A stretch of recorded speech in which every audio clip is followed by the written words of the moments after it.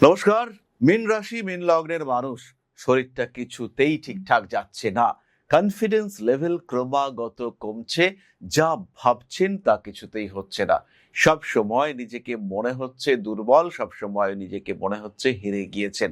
কারণ একটাই, দেবগুরু বৃহস্পতি আপনার জন্মকুণ্ডলিতে দুর্বল অবস্থায় রয়েছেন। ক্রমাগত ধীরে ধীরে গোপন শত্রুতা বাড়ছে, নিজের উপরে ভরসা রাখতে পারছেন না। আপনি জানেন আপনি কাজটা পারবেন, কিন্তু আপনি আলটিমেটলি করে উঠতে পারছেন না। সব সময় মনে হচ্ছে একটা ডাউন ফিলিং, সব সময় মনে হচ্ছে আত্মবিশ্বাসের অভাব, অ্যাংজাইটি, ওভার থিঙ্কিং আপনাকে গ্রাস করছে। কারণ দেবগুরু বৃহস্পতি কিন্তু আপনার কুণ্ডলিতে দুর্বল অবস্থায় রয়েছে। মীন রাশি মীন লগ্নের মানুষ চাকরি পেয়েও পাচ্ছেন না। চাকরি পেয়ে যাওয়ার কথা, ইন্টারভিউ পারফেক্ট হয়েছে, অফিস আপনাকে বললো, এইচআর আপনাকে বলেছে 7 দিনের মধ্যে আপনার জয়েনিং লেটার আসবে। জিজ্ঞেস করছে কবে জয়েন করতে পারবেন আপনি, বলুন স্যালারি কি হবে, কিন্তু আলটিমেটলি জয়েনিং হচ্ছে না। কারণ বৃহস্পতি তিনি তো আপনার কুণ্ডলিতে দশমপতি হয়ে পীড়িত অবস্থায় রয়েছেন। তিনি বলবান না হলে, তার বলবত্তা প্রাপ্তি না হলে আপনার তো চাকরি হবে না। সুতরাং দেবগুরু বৃহস্পতি পীড়িত থাকা মীন রাশি বা লগ্নের মানুষদের জন্য tough, very tough situation create করতে পারে। খুব শান্ত স্বচ্ছ বিহেভিয়ার আপনার, মানুষের সঙ্গে সদা প্রশান্ত আলোচনা করে থাকেন, কিন্তু তার মধ্যেও তৈরি হচ্ছে অস্থিরতা, তার মধ্যেও ধীরে ধীরে নিজেকে হারিয়ে ফেলছেন, কিছুতেই নিজের কাজকর্মগুলিকে কমপ্লিট করতে পারছেন না। অস্বস্তি একটা মনের মধ্যে সব সময় কাজ করছে। সেই সঙ্গে সঙ্গে রয়েছে ইনডাইজেশন, হজম হচ্ছে না, পৌষ্টিক তন্ত্রের অভাব, প্রপার গ্রোথ সেটা হচ্ছে না। বিয়ে করতে চাইছেন, বিয়ের ক্ষেত্রে বাধা, যেভাবে আপনি এগোচ্ছেন আর যা করতে চাইছেন সেই কাজকর্মগুলো ব্লক হয়ে যাচ্ছে। বিয়ের কথাবার্তা তো এগোচ্ছে, এগিয়ে ঠিক হচ্ছে, কিন্তু শেষ পর্যন্ত বিয়ে হচ্ছে না। বহু মানুষ তাদের বিয়ের কার্ড ছাপানো হয়ে গিয়েছে, নিমন্ত্রণ হয়ে গিয়েছে, এমন সময় বিয়ে আটকে গেল। এটা ঘটতে দেখতে পাওয়া যায় মীন রাশি বা লগ্নের মানুষদের ক্ষেত্রে। যদি বৃহস্পতি প্রবল পীড়িত হয়, যদি বৃহস্পতি রবি সংযোগ তৈরি হয়, যদি বৃহস্পতি শনি সংযোগ তৈরি হয়ে সপ্তম ভাব ভীষণভাবে অ্যাফ্লিক্টেড হয়, তাহলে বিয়ে এই ধরনের ঘটনা বারবার দেখতে পায়।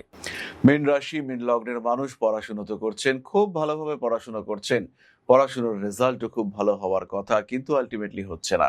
পড়াশোনা করবার পরে দেখতে পাওয়া যাচ্ছে যে পরীক্ষার সময় গিয়ে সঠিক কোশ্চেন আপনি পড়ে যাননি, যেটা পরীক্ষায় এসছে সেটা আপনি একবারও দেখেননি।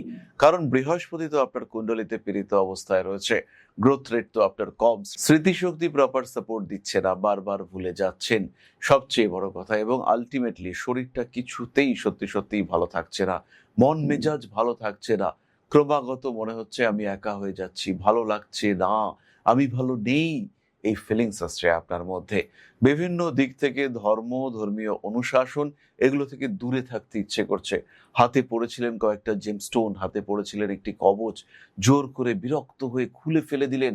আর পড়বো না, পড়ে কি হচ্ছে, কেন ডাকবো ভগবানকে, ভগবানকে ডেকে আমার কোন উপকারটা হচ্ছে, এরকম মানসিকতা কাজ করতে দেখতে পাওয়া যাবে। নিজের উপর থেকে কন্ট্রোল হারিয়ে ফেলছেন আপনি, ভরসা রাখতে পারছেন না নিজের উপরেই। আত্মীয় পরিজন কুটুম্ব সবার মধ্যে আপনাকে নিয়ে অদ্ভুত একটা জেলাসি। আপনি ভাবছেন কেন জেলাস এরা, কি করেছি আমি, কিছুই তো করে উঠতে পারলাম না, তাও কেন এরা জেলাস। কিন্তু জেলাস, সত্যি সত্যি এরা জেলাস, কোনো কারণ ছাড়াই এরা জেলাস।